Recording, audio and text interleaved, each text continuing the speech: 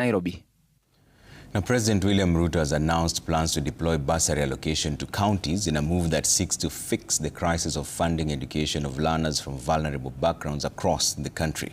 Speaking during the UDA National Governing Council meeting on Monday, the head of state revealed that the national and county governments have finalized agreements that will allow the control of budget to disburse funds to the devolved units for the bursary program.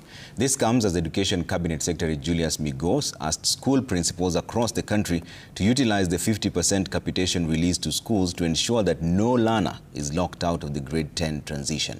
Safin Achieng Ouma has the details.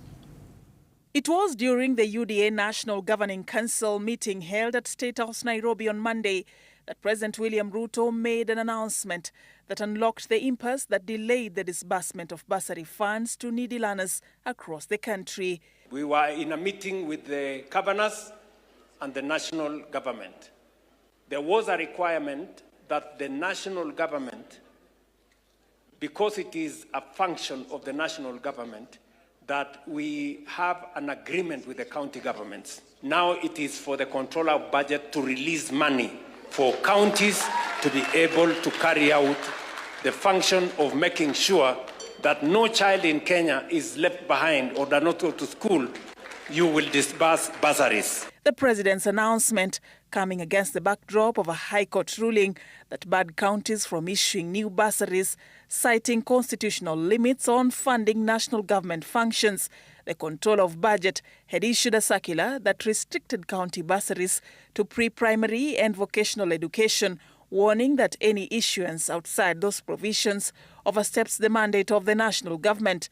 Ruto observed that although bursary disbursement is a mandate of the national government, an agreement with the county governments was vital to ensure effective rollout at the grassroots level. As the agreement between the national and county government has been concluded.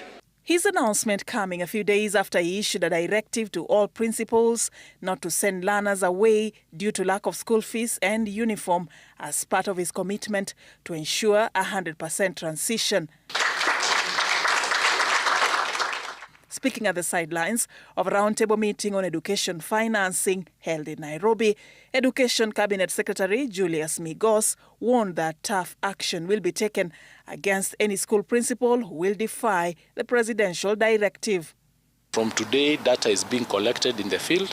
Should we find any principal who has returned a child home on the reason of them not having school fees or of them not having school uniform, action will be taken through the employer, the TSC, including dismissal from their jobs. Despite the tough talk, the directive has presented a nightmare for school heads who are now forced to take in learners without basic items like beddings and other personal effects without additional funds to cushion them. CS Ogamba urges principals to utilize the capitation funds disbursed at the start of the first term to bridge any temporary funding gaps for learners who are yet to pay school fees. The government has already released capitation to the schools. So if, for example, you have admitted 700 students and then you have 4 or 5 who have not paid fees or who do not have school uniforms, these 5 or 4 cannot make it impossible for you to run the school. So the principals need to support the directive of the government. The Ministry of Education has reported that so far 92% of learners have already reported to their respective senior schools, and the government will ensure that the remaining 8% will report by the end of the week. Safin Achieng Ouma, Citizen TV.